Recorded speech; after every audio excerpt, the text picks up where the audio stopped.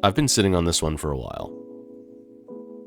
Glotz and I developed an update to the Ultimate Stack Separation Sorter way back in early 2023. Probably about 6 months after I released the video showcasing the original design. You see, the original had a flaw that we didn't immediately recognize because you had to scale up 20 slices to be able to observe it. We found it when Jor wanted to use the sorter to handle the output from a quarry on Psycraft. The build was massive, stringing together 4 sorters of over 40 item types. But specific slices kept skipping hoppers, or piling up item entities, and we couldn't figure out why. The best that we could surmise was that the position of the item entity relative to the slice being triggered changed from slice to slice.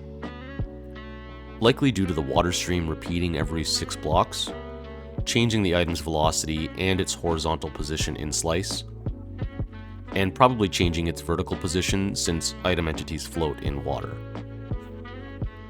So we assumed that its position in specific slices was just out of place enough for it to be missed by the downward motion of the piston and slime block.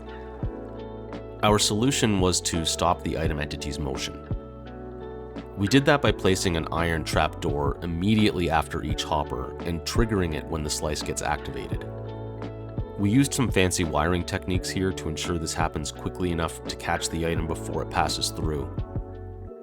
In fact, it only takes 2 gain ticks from when the hopper gets an item to when the trapdoor is triggered. The sticky piston then extends downward, pushing the item into the slice. Just like before, the sorter uses SS15 filters. One item type is configured to both sides of the filter to account for the 4 game tick speed. And as an item enters the hopper, these comparators, which are cut off by the redstone block, activate with full signal strength, extending this sticky piston upward and opening this cut redstone dust, and powering the piston above for 4 game ticks to ensure it extends and retracts with the trapdoor attached to it. Buttons are placed here on the glass block to redirect the redstone dust, to prevent the trapdoor from always being in a powered on state, and to prevent the sticky piston from being triggered too early. The items fall into this water stream on either side and are then dropped down below for collection. The hopper below the filter requires 1 buffer item, and as the filter is triggered, this second downward sticky piston extends and retracts to trigger the dropper tower and eject the single item into the same stream as the other sorted items. We also took the time to simplify the core stack separator, significantly compacting the mechanism to ladder the items down to the sorters. So why release this now? Well, I still regularly get comments on the original video, which is now almost 2.5 years old. And I think it's deserving to have the issue called out and the fix released more publicly than being tucked away in the storage tech archives. The build still has its uses. It sorts items at 4 game ticks, with a max sorting speed of over 1 million items per hour.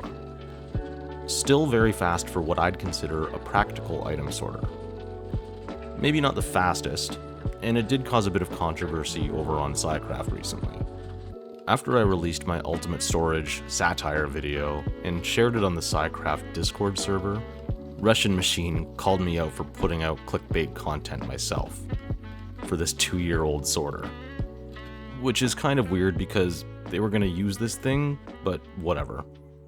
He then made light of drug abuse, and that was about it.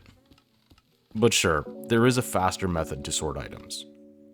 There's some cool stuff that's been done with pre-filled minecart filters. See Tuno and Whitestone Jazz's videos that came out around the same time as mine. I'd consider those more proof of concept designs though, rather than fully fleshed out systems. But I'll let you be the judge. Who knows, maybe I'll tinker with that type of filter sometime soon. I don't think I need to go into the details of the mechanics behind how stack separation works. I have a whole series of videos explaining exactly what's going on, who helped develop the concept, and the evolution of several designs. We didn't take the time to develop a nether-friendly version of this sorter. Earlier designs did have nether-compatible versions where water wasn't used to help transport the items. But in these newer designs, that is a little bit more difficult to accomplish. So for now, this is an overworld only sorter. The old nether designs still work. They were never capable of going up to 20 slices anyway. So if you have the need for a nether compatible sorter, just use one of the old ones. The design is now truly infinitely expandable, keeping in mind that slices are A/B tileable, alternating between slime blocks and honey blocks. Item collection is still somewhat of an issue.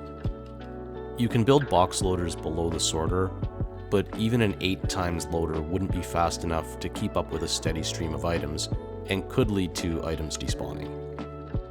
You also have to be careful with your input.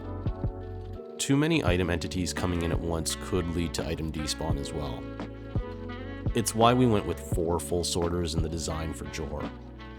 So there is a bit of risk, but at the volumes you'd be sorting, losing 1 stack of stone out of 40 might not bother you.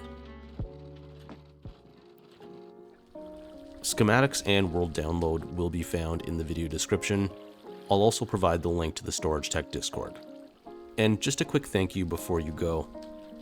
My channel has hit some pretty significant milestones recently. The Mooney Miss V5 video was my first to reach 100,000 views. My total channel views reached 1 million.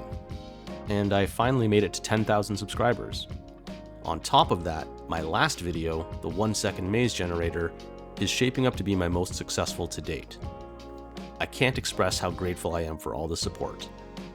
Lots more to come. Thanks again, YouTube. Have a great day.